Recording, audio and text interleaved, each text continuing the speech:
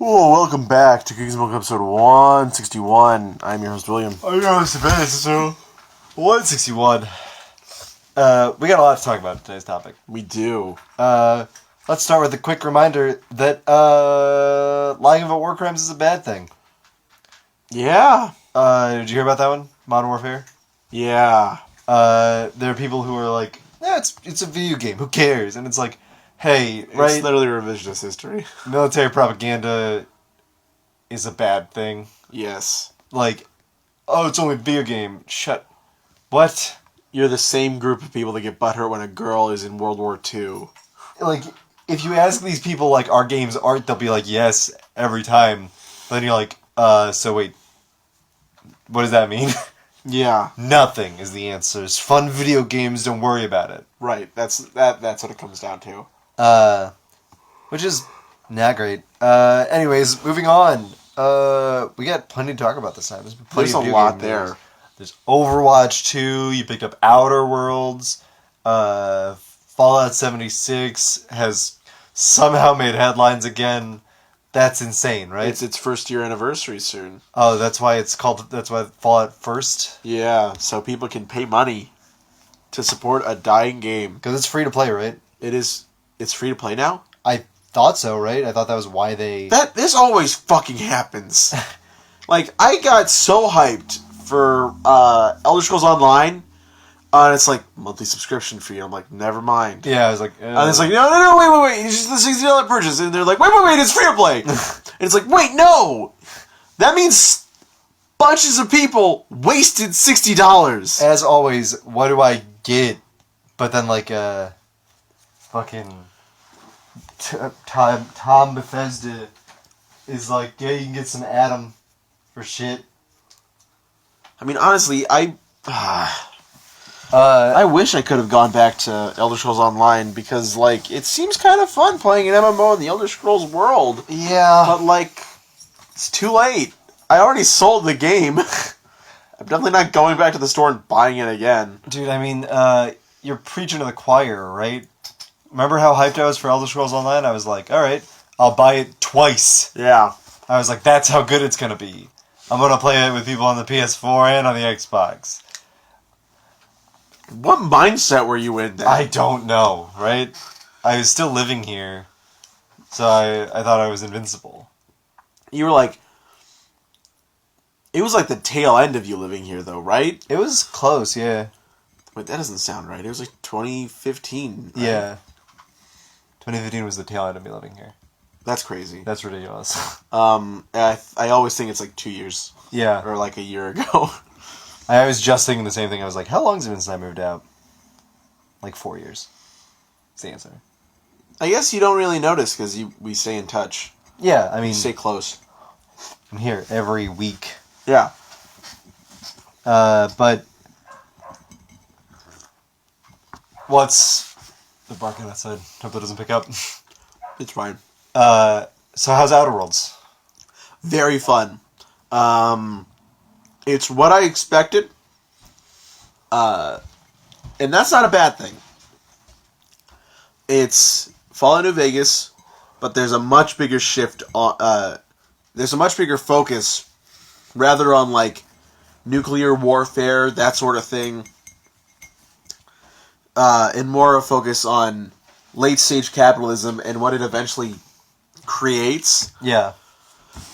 And it comes, it hits you hard, like real quick. Hold on a second. Are you telling me there's SJW politics in this video game? Do you think this is a They funny put joke? a political agenda. Do you think this is a funny joke, Ben? Cancelled. No, we just talked about... I hope there's... No, they're always doing this shit. Putting SJW stuff into my video games. Yeah. Revisionist history. Yeah, because it's a story, dude. We're trying to say shit. It's art. Everything is always saying something. They very much so hit you over the head with it. To the first... Over your moon head. Yeah, over your moon head, yeah. But, so... They hit you over the head with it. Right up in back of the cabinet, off-brand Oreos. Yeah. They're soft. That's fine.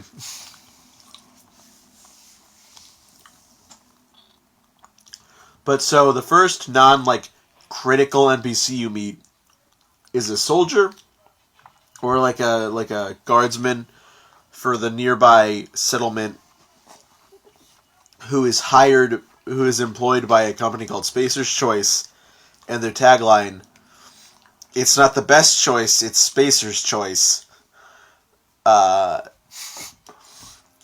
tagline. Okay. So he's like in pain, and he's like, I was about to take out some marauders when my gun misfired and shot me in the side, and I had to flee to the cave. And he's like, and it is made by his company. And he's like, it's not the best choice, it's Spacer's Choice. Make sure to buy Spacer Choice brand weaponry. And I'm like, hold on. Dude, and like, I was like, I can patch you up, because you got a bullet in your side. And he's like, oh, thanks, but don't tell my commanding officer about this, because we're not supposed to accept help from non-Spacer's Choice. Then you go into the town proper of Edgewater, and the town itself is like real bad spot. Like, it's a place that isn't seeing the flow of capital through it. It's like a people are deserting, people are turning to becoming marauders. They have a plague that sweeps by every now and again, and I realized there's a fun thing. There's a conversation line you could say. It's like, those all sound like symptoms of the flu, and it's like, call it what you want. It's the plague, and I'm like, oh no. And it's like, we only have so much medicine for the best workers, and it's like, oh no. And like, eventually it comes down to deciding which faction to support. Do you support the deserters, who you find is living a better life? Yes. They have like a proper greenhouse, and they're living off the land, and they need there's like, you can shut off the electricity to one of the two places, because you need to get a power generator thing for your ship so you can leave. And it's either put the final nail in the coffin of Edgewater's thing, or shut down the deserters and force them to come back to Edgewater so it can start working again. Obviously, I went with the deserters. Of course. And it's like, it was funny. I was reading somebody's review online, or like just a snippet of a review. I would never read a whole review. That's insane. I was reading a snippet, and they were like, the first mission is this and this, but as I turned off the power to the greenhouse and the deserters, I didn't feel like I had made the right decision. And it was like, people in the comments were like, good, I'm glad they removed that sort of gray, good, bad morality. But also, second thing, this person made the wrong decision. yeah. Not the decision I would have made. Yeah. Because, like, and I did a fun thing with my character, is that at the beginning, when you're choosing your stats, they're concrete. They don't move. Yeah. But, like, your skills and stuff like that can move. So I decided to go high into strength, constitution, perception, and one other thing. But I took a negative in intelligence, which gives me the dumb dialogue trait. Nice. Which doesn't help me. No, of course not. In any situation, it's just fun to take. And so when I went back to the cannery, which is the Edgewater place, to get the power coupling or whatever, the guy who sent me on the mission, like the leader of the town, is like, what do you have to say for yourself? And I picked the dumb options, like, I just like pressing buttons, man. And he's like, well done. just speaking to himself. It's like, well done, you delivered the hands of Edgewater's fate to a moron. And he's like, you can't take the generator. I have armed guards trained on you, and then like I shifted from the dumb option to intimidate. It's like, I will paint the generator room red if you shoot one bullet. And he's like, all right, just take it, because that's the only thing I can take without it resolving into bloodshed. And I'm like, okay, that's fine, because it does a fun thing with level ups, is that until a skill reaches 50, until like it's sectioned off into blocks. Like melee, when you upgrade melee, you upgrade both one-handed and two-handed. Okay. Until one hits 50, and then you got to start putting points into one specifically. So it's like lie, intimidate, and persuade are all in dialogue. That's great. It's very good. The same thing with science, like medical engineering. And, oh, thank God. Yeah.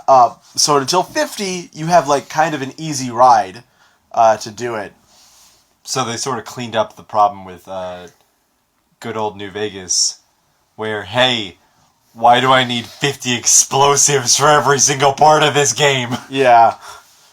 And it's kind of fun, because like in New Vegas, it kind of benefits to have some special, sometimes in a dialogue option, one-handed will become a thing you can choose. Okay. Because I'm talking to one of my companions, and I'm like, one-handed melee comes up like 30, and I'm like, oh? And it's like, yeah, I got a good backswing for like baseball. And he's like, yeah, I like you, boss. And I'm like, well, this is fun. Companions are good. The first one you get is a very interesting character, and I like her a lot. She is a lesbian on the ace spectrum. And this subtly becomes apparent like over the course of the first like portion of the game, which is it's a very naturally thing. It's like a very natural way to go about it, because you meet someone in the deserters area that has like a very obvious crush on her. Yeah. And like you leave and you can talk to her about it, and you're like, that dude had a very obvious crush on you, and she's like, well, you never told me anything, and I'm glad he didn't. I'm glad he didn't, because I wouldn't have to tell him that I didn't feel that way about people. But then you get to a ship, like a ship that's just a colony. Okay. And the head engineer is a woman. And like almost immediately, because she wants to meet her, because she's like a top engineer, and she wants to be that. And she starts, and they hit it off pretty well, and they're like texting, or whatever it is for that future world. Cans on a string. Cans on a string, yeah. And it's a very cute thing to watch and see, because she's like, the woman mentioned another woman in one of her texts. What does that mean? Did she find someone else? And it's like, you never did tell me all of, like, the whole thing about that. Yeah. Like, I took her, like, we went to a bar afterwards, and we just talked about her being scared of being rejected because she doesn't like sex, but she likes the physical, like she likes affection, and love and stuff like that. And I think and you can like help her through it. It's all about like how you can go about it. And I think it's really interesting, and I think it's enjoyable to see this type of character have this kind of story. Yeah. And it's not, like, for me, it's not even, like, for, like, representation. People say a lot of, like, shit about, X is just pandering and stuff. You can just toss characters and, like, nobody cares about that kind of thing. But number one, people do care. Mm-hmm. And number two, it's just good world building. I definitely feel better because of her inclusion in the game. Your characters feel more whole. They feel more real when they talk about those facets of their life. Yeah. Because people have those facets of their life. Mm-hmm. And when characters talk about them, and especially if their experiences are unique and different, then that just makes things feel more real. Because guess what? People are unique and different. Mm-hmm. Who'd have fucking thought? Yeah. It's a revelation for some people. Oh. They have to see the world, and they're like, oh, wait a minute. That's not what I think it is. It's like, yeah, well, time to grow up. Yeah. And I think it's good. It's really enjoyable. I don't think it's ever been done in an RPG for the first companion. Like, your best friend for the game is a woman of color. Not romanceable. She's probably romanceable to a female player. Yeah. Not in, like, the standard sexual way that you would expect out of a sci-fi drama. You can say Obsidian RPG. Yeah, that's fair. Obsidian RPGs don't have... I've never played an Obsidian RPG that much other than Fallout New Vegas. Well, there it was in New Vegas.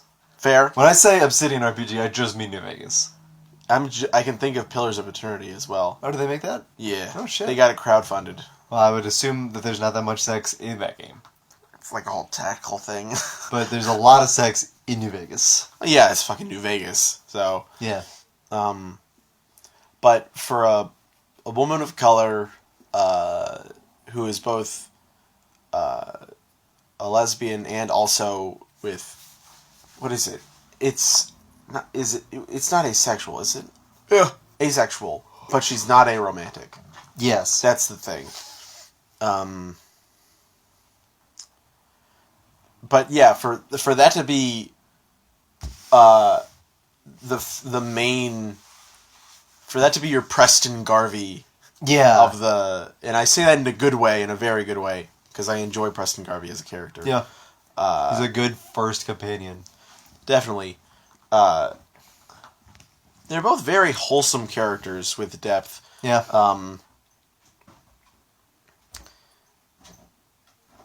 It's good. It's a wonderful thing to see and to have.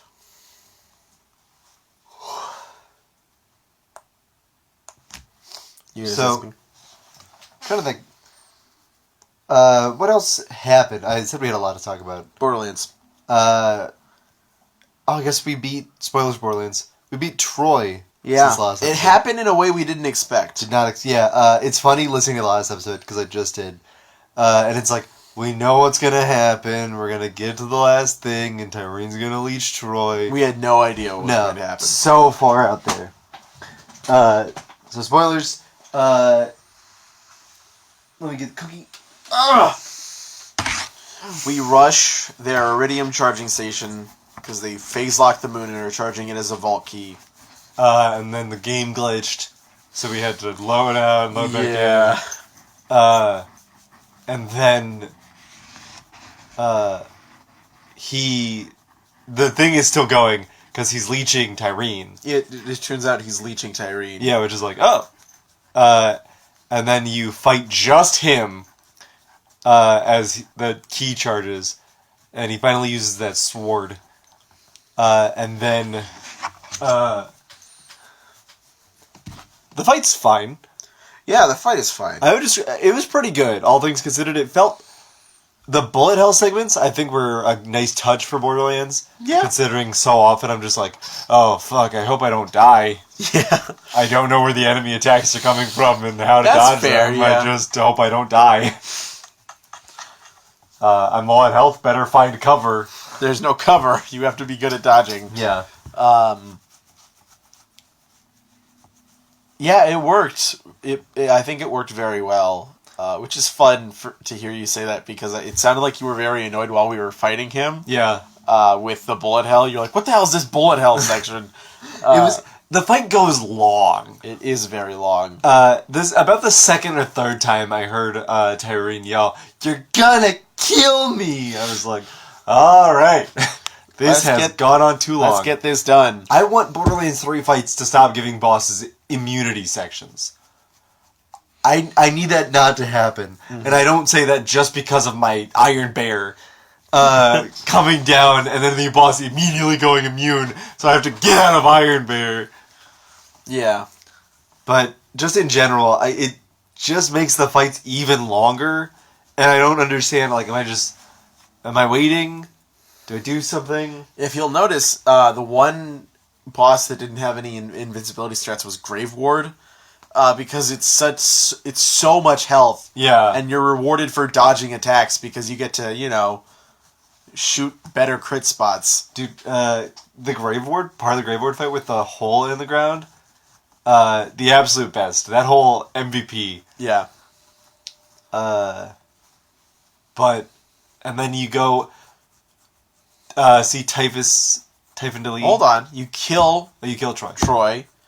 Ava gets her siren markings from Troy. Right. And they make some comment about Maya knew it was never his power to begin with. Like, what are you talking about? Now they're where they belong. Like, how did Maya know this? Great. How is this how siren powers work? Yeah. And then they go to Lilith and they're like, "Well, you want yours?" And they'll like make some comment like, "Yeah, whatever, it's fine." Because she can't go up to Tyrene because Tyrene's still alive. Yeah. And then like Tyrene. All right, so all the other scenes have been where we aren't, right? Yeah. We're not there. Yeah. We can't help. And then it's getting way too apparent that it's like it never. Because if you consider that one Vault Hunter's there, you got to consider that they're all there. Yeah. But sometimes they're not. So they're consistently like, you go into the vault, and then that happens. And then everything happens, right? The plot happens while you're in the vault. Or the plot happens while you're behind a door. Yeah. Which is fine. I get that. But we aren't behind a door here. Yeah, we hadn't gone into the vault. We're right there. And push them out of the way. It's Tanis and Ava and Lilith, and you don't do anything. Yeah. Leave. It's not the best. I was telling, so after they have their little powwow and they're like, "Oh man, we gotta go to Necrotafeo," which is real, as if we haven't been listening to Typhon logs about it the whole time, which is, I get it, Borderlands 3. Then we go to... Also, there's so much to talk about here, actually. I was like, we'll just cover it and go. Tyrene comes back, throws a bunch of rocks on him, says she's going to eat the Destroyer, become God, leaves, and it's like, to be continued in 4. 3, 2, 1. 3, 2, 1. Great scene. I really like that a lot, yeah. And then they come, turns out Ava saves them with her new great siren powers. It's just phase lock again. We were saying how funny it would be if it cut to the thing and it's just the Vault Hunters digging the rocks off of them, just like moving rocks. Yeah. Like, oh, we should have helped. And then, alright, so there's like a lot to talk about in this final act of the game, which I'm assuming is the final act of the game. Number 1, I don't like the Destroyer being the boss. Like, the big threat. So, much like how they're pushing Ava as the next big thing, they are pushing the Destroyer. Like, all of Pandora is a vault to hold the Destroyer. Yeah. That's bad. It's bad. Right? Yeah. It seems like they went too hard, right? People were like, "Oh, wasn't the fight of Borderlands 1 so stupid? It was just tentacles, you shoot it and it dies." And then a fucking Gearbox was like, "I'll show you, stupid. That wasn't even the real Destroyer. He's still alive and the best monster ever, and we'll show you." And it's It'll like, destroy the universe if it's out of the vault, which it's not. It's not. And it's like, who... I don't care that much. It's so weird, because Borderlands 3 is doing everything in a way that I just don't care about it, right? Yeah. I don't care about the Destroyer, right? We already fought it once, and the fact that they're like, "Oh, yeah, it's back," and you didn't even, heard it the first time, it's a real big deal, just lessens what I did in Borderlands 1. Yeah. When it already felt very small, and it was like, we shot a tentacle till it went back in. One of us punched it a bunch. One of us punched it, and then it's like, that didn't even do anything. The Destroyer's the fucking best. Yeah. And it's like, alright, so Lilith is officially useless. And then you cut to Typhon Daly. Typhon Daly. Whatever his fucking name Typhon is. DeLeon. Typhon DeLeon, yeah. I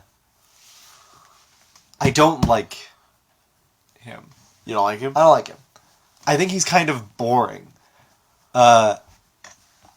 So in the same vein that I don't care about the Destroyer coming back, because it's just like a weird callback, I don't like Typhon because he's too new.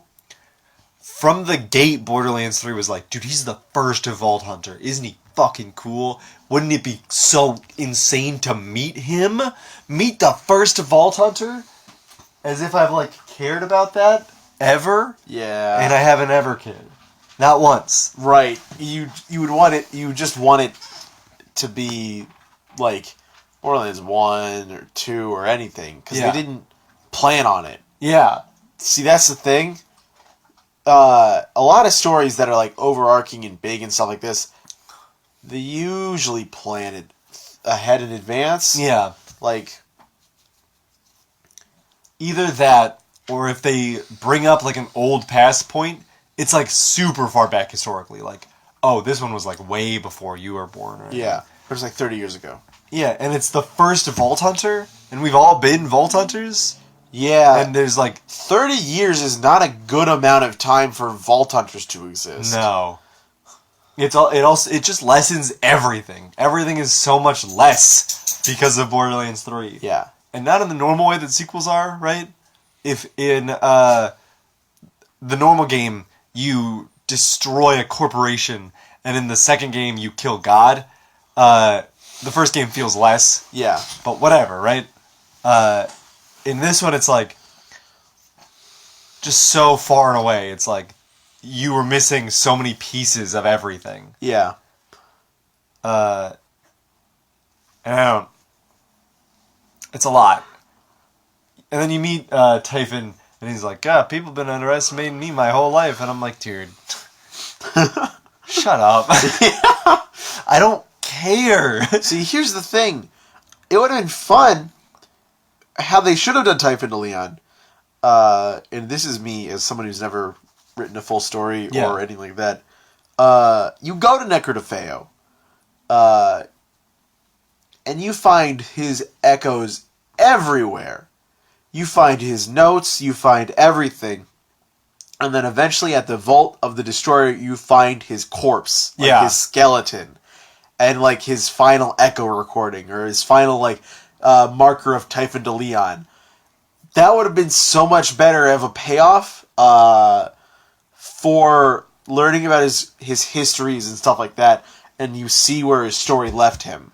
So I think, definitely part of this here is that I already wasn't super impressed by Typhon with the way the game had built him up. Yeah. And then you find him, and he's still not impressive. And they purposefully make him less impressive. Yeah, and it's like, the game is like, oh, but don't underestimate him. He's capable of a lot of stuff. And I'm like, I don't really care.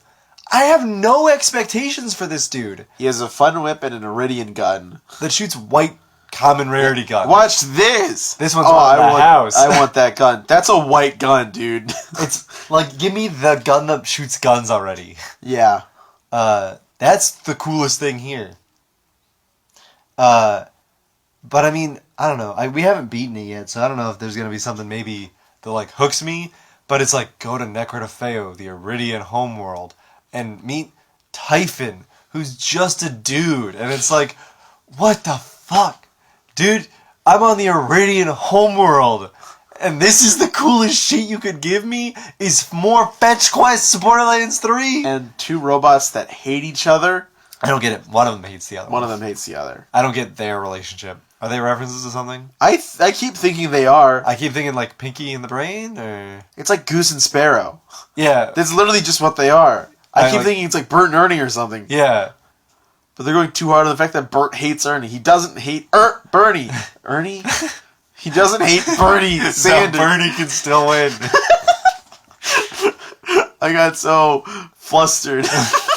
But yeah, like, those two are so fucking weird. Because it's also like, the game doesn't. Normally, the game like sort of shows you reasons to like hate people. Yeah. But Groose is always talking shit about Sparrow, and I haven't found a reason to hate Sparrow yet.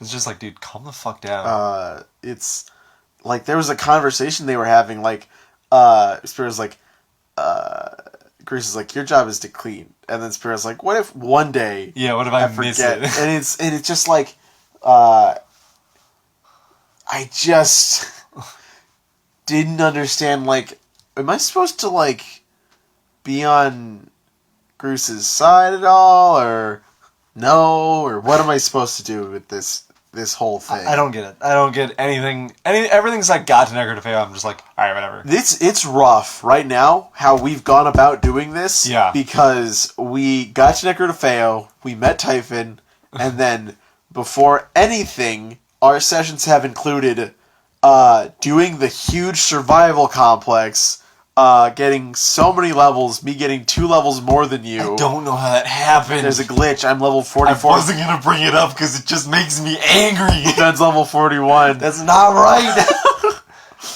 I think it's because I spawned in, I ended the game by leveling up.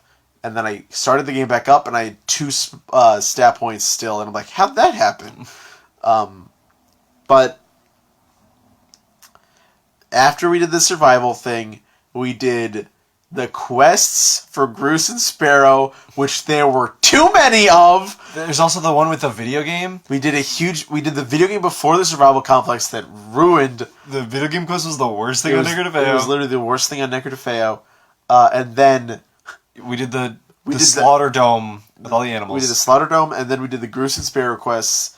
And then, before we could go do the quest still, we did the Halloween event. Yeah, started the Halloween event. And that was it. And we were just like, well, we've lost all... momentum. It's all gone. We've lost any climactic momentum.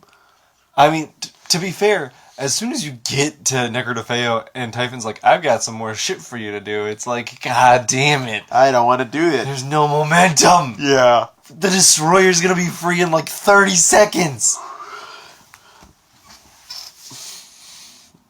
I mean, alright, so, obviously a little bit biased because I was sort of attached to my theory that Typhon's the Destroyer. Yeah. But anything, I feel like, would have been better than this. What we got. Yeah, so you find Typhon dead, right? You find Typhon dead at the thing. That's and then, cool. like a legendary loot drop on him. You find Typhon driven to madness by some shit on the Iranian homeworld. That's cool. He's just a dude. He's just a dude. He's been living on the Iranian homeworld for so long. His sweetie's dead. Like, what the fuck? What? Everything else is trying to kill us in the Iranian homeworld, and he's just hanging out. Yeah. What are you talking about? It's not fun or Nothing good. has changed with you. Yeah. This hasn't affected you in any Why way. did everyone think you were skinny and tall? People saw you. It was 30 years ago. Why do people think you're hot shit? What did you do? You didn't kill any of the monsters in the vaults. You just found the vaults. You found it and we're like, that's there. Which, not hard to find. It's not hard to find. They're massive archways in natural locations. If you look at the vaults on... Okay, I guess the vault on Elpis is kind of tough. Because it's in the moon. It's in the moon. But, like... Also, it was like a data center. Yeah. I don't know what happened on Elpis. Well, because the fucking... It was all muddied by Lilith punching Jack, which isn't bad. Like... She should have done that. Yeah, it's not bad. It's not wrong. But also, you're right. I forgot that was the thing in there. Yeah. All I remember is, like, the boss fight. It was just the thing that showed... Him everything. Which Which is weird. That's a weird plot. And I think that broke his mind, other than Lilith breaking his face. Yeah. So, but like on Pandora, there's the one in the mountains that's just a huge archway. Huge archway, and then also on Pandora, Heroes Pass, another huge archway. Not like obscured by mountains. It's like views to grand clearings. I guess obscured by mountains is for the one in Borderlands 1. The story sells it like he's some kind of like famous hero, but he's bad. Typhon? Typhon did a bad thing. Finding the vaults was not good. Yeah. It's just like a bad thing, and the story doesn't want to talk about that. It does. What are you talking about?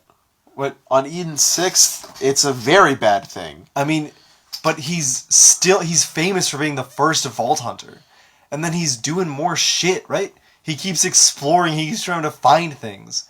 He learns that they don't like him there because they know where a vault is and they don't want the attention there, despite not wanting to go in there. Yeah. But it's weird. I just don't like it.